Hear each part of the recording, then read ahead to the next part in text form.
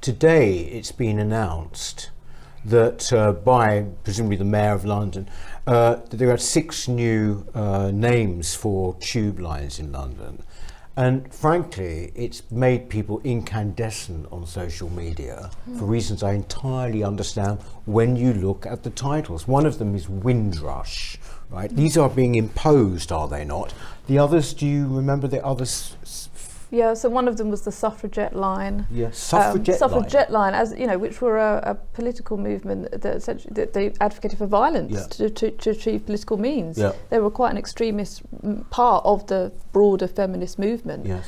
And of course, they're all political. You know, why do they have to be political? Why does that? And there's the lionesses. Now, this is presumably about the female British football team. Yes, yeah, which is a relatively new thing. They won the European football several years ago, but they, you know, the Lionesses was the sort of tabloid name for them.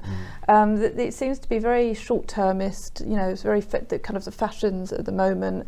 And as I said, all political, all about identity politics. Yeah. And you know, you could just think of names that are completely neutral. You could have names about flowers or nature or anything like that. Or you could celebrate British, you know, British people. Maybe you could have the Beatles line for the band, or someone that we all, you know, people that are admired or liked in some ways. But why does it have to be political groups or things that are based around identity? Or why can't it actually be place names? Yes. Yes. Well, we know why, because this is life in post-revolutionary Britain. You know, I just tweeted about this. This is what the Politburo, the Commissariat do when they have a revolution, is they rename streets, they rename underground railway stations, train lines, with the new ideology, the new myths and the new heroes. And that's what we have here. And quite frankly, I think it's absurd for someone to say, I'm going to go and jump on the suffragette. You know? Yes, exactly. Who's going to say that? Yes, Where you exactly. say, I'll jump on the Bakerloo line or whatever. You know, there's a complete nonsense there. And, you know, what's his name? Khan is constantly accusing the right of stoking the culture wars, but yet he's using every tool at his disposal to foist upon London this new cultural orthodoxy of his, and it's a top-down culture. Culture is supposed to emanate from the ground up. You know, this is an enforced culture that's being imposed on the country, and I think it's very different. You know, and I think he would like to be the mayor that takes us from net zero to year zero, and we're getting closer to this idea of a year zero, where we have a complete rewashing of the past, claiming that the entire nation was built by immigrants, for example. Yes, it's got a very strong Soviet feel about it, hasn't it? You know. Yeah, I mean, firstly, it's going to cost $6 million. You know, it's extremely costly, and it seems to have just come out of nowhere. Were we ever asked about this? Was there any discussion? You know, who's come up with these names and how were they come up with? And well, you know, Khan's just announcing this just before the elections. I mean, it's interesting, you know, because they just also spend a huge bunch of money on London Bridge Station with all the different pride flags. I think there are about 100 of these flags on them and so forth. All that money, I would like to actually see one person of staff brought onto these new trains that have no carriage, just one single carriage, and they could enforce the policies and the regulations about speakers and so forth. They can now walk through the entire length of the train. Why can't we have that? Yes, I think it is all of a piece, isn't it, with Khan?